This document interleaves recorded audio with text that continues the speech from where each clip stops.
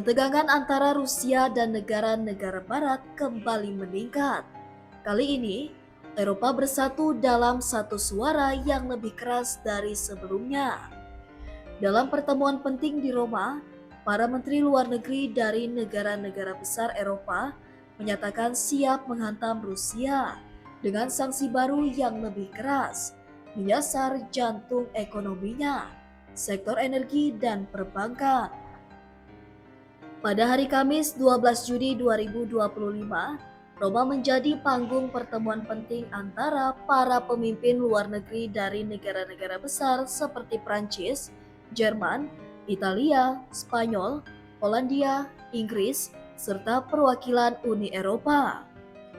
Pertemuan ini juga dihadiri oleh Sekjen NATO Mark Rutte dan seorang wakil dari pemerintah Ukraina. Dalam pernyataan bersama, mereka menyatakan, kami siap meningkatkan tekanan terhadap Rusia, termasuk melalui sanksi tambahan dan langkah-langkah mencegah penghindaran sanksi. Langkah ini muncul di tengah meningkatnya serangan Rusia ke wilayah Ukraina, yang diklaim Moskow sebagai respon atas serangan balik Ukraina ke wilayah perbatasan Rusia dalam beberapa pekan terakhir. Sementara itu, upaya diplomatik yang dilakukan di Istanbul awal Juni lalu gagal mencapai kesepakatan gencatan senjata. Rusia menolak desakan untuk menghentikan agresi, sementara Ukraina tetap menuntut penarikan penuh pasukan Rusia.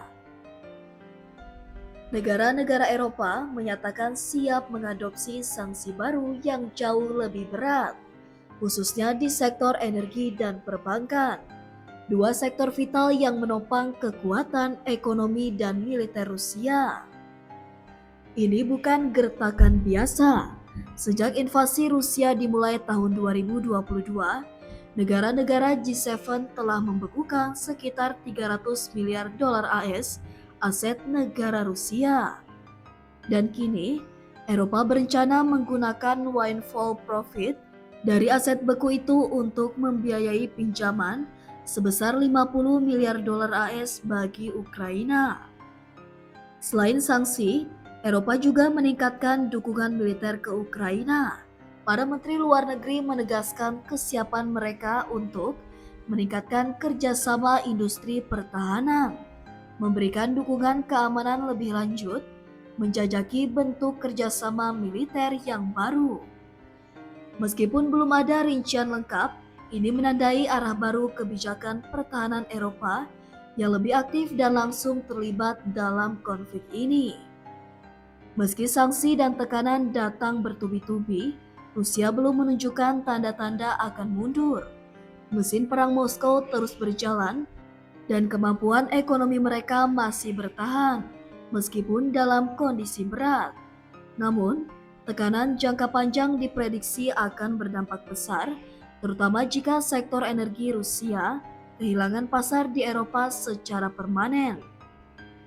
Apakah ini akan menghentikan Rusia, ataukah justru memicu babak baru yang lebih berbahaya dari konflik ini? Satu hal yang pasti, Eropa tidak lagi hanya memberikan bantuan dari kejauhan. Mereka kini menjadi bagian aktif dari tekanan global terhadap Kremlin. Dunia tengah menyaksikan perubahan besar dalam dinamika kekuatan internasional, dan Ukraina tetap menjadi medan pertarungan antara dua kutub geopolitik global. Apa pendapat kamu tentang langkah-langkah Eropa terhadap Rusia? Apakah sanksi ini cukup efektif, ataukah justru memperpanjang penderitaan rakyat sipil?